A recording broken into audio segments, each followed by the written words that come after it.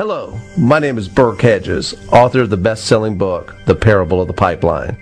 I open my book with a story about Pablo and Bruno, who take two very different paths in their quest for financial independence. What you're about to see is the delightful animated story of their adventure. So, sit back, relax, and enjoy the life-changing lessons in The Parable of the Pipeline.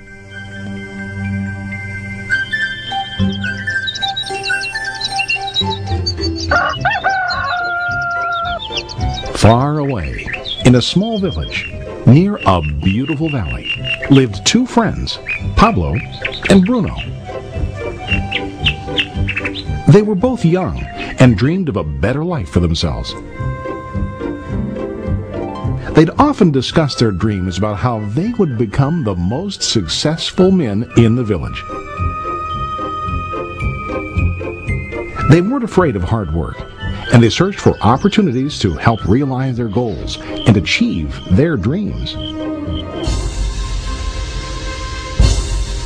One day, an opportunity presented itself.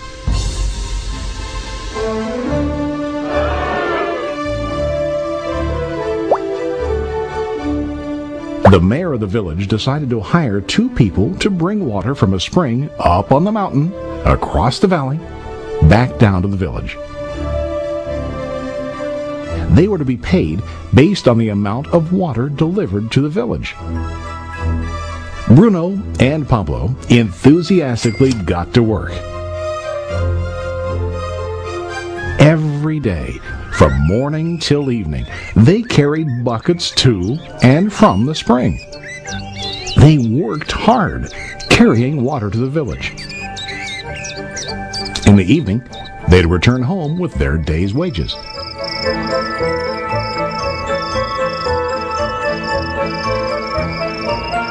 Bruno was satisfied with his work and the money he earned.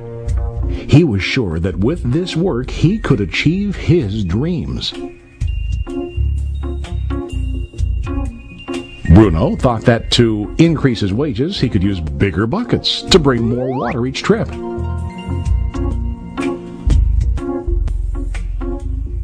He believed with a larger income he would soon be able to buy a cow and the house that he dreamed about.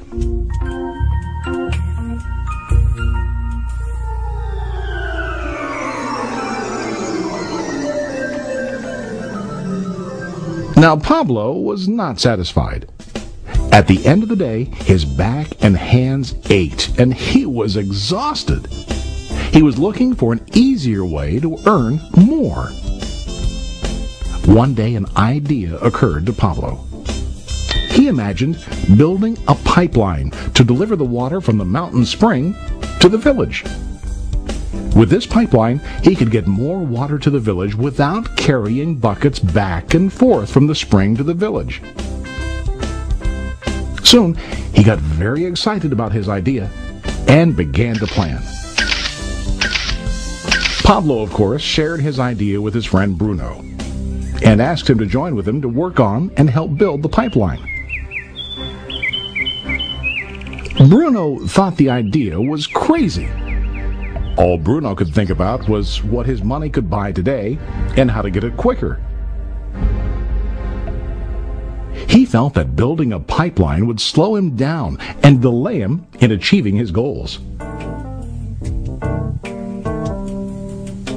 Instead, Bruno got bigger buckets and went more often back and forth, fetching water. He was sure that with this method, he could make more money.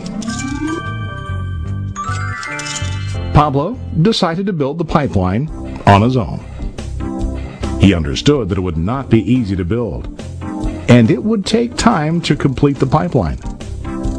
Pablo knew that it could take several years to finish, but he set his mind on his goal. Every day he worked and carried water like before. But on weekends and during his spare time, he worked hard to dig in the rocky soil and build his pipeline. In the first month, there was little to show for his work.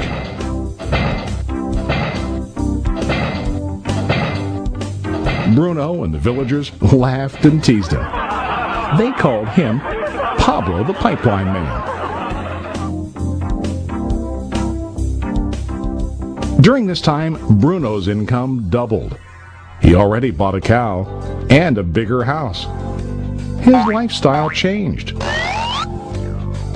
He now spent time after work in the bar, enjoying his hard-earned wages from delivering water.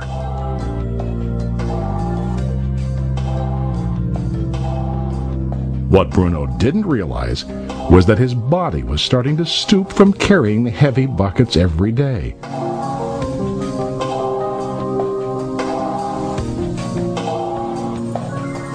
His face looked worn and his body tired. Soon, he began to carry less and less water due to the wear and tear on his body.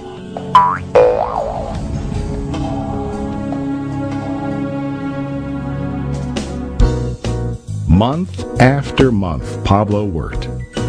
Soon a year passed, and then a second year. Finally, Pablo finished his pipeline. He now used his pipeline to deliver water to the village instead of carrying buckets. Pablo was now earning more money than ever before. The water continued flowing to the village, while Pablo wasn't working. While he slept and ate, the water flowed. Pablo was happy and proud of his insight, persistence, and hard work. Now his income flowed as long as the water flowed through his pipeline.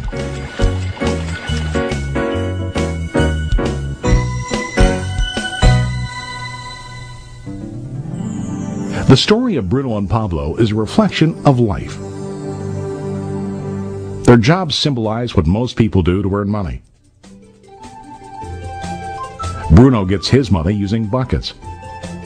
He goes back and forth, carrying his buckets from the spring to the village in exchange for money. To increase his income, he either has to go more frequently to the spring or to use larger buckets. It's common in real life to increase our income by working harder. For example, working overtime or getting a second job. We also increase the size of our buckets by accepting a higher paying position, which often includes spending more time on the job. Most of us exchange time for money like Bruno. We know that every person has only 24 hours in the day and that it's not possible to use all our time to work. The most difficult time comes when we can no longer exchange time for money due to age, health, or other reasons. Then, our income stops. Now let's review what Pablo did. Very wisely, Pablo did not exchange all of his time for a limited income, but he used some of his time to build a pipeline. He knew that the pipeline would bring ongoing income as long as the water flowed. An ongoing income that multiplied the time he worked each day. Pablo knew that someday, maybe because of age or health, he would no longer be able to exchange his available time for money. Pablo knew that if he could make his idea of a pipeline work, then he only has to do the hard work of building the pipeline. After the pipeline was completed, Pablo was able to monitor and maintain the flow of water to ensure that his income will continue. Pablo has shown us that to earn an income, we don't always have to directly exchange time for money. There really are better ways. How about you?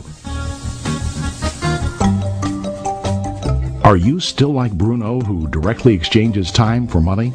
Or do you want to be like Pablo, building and maintaining a pipeline for ongoing income? If you are interested in the idea of building your own pipeline,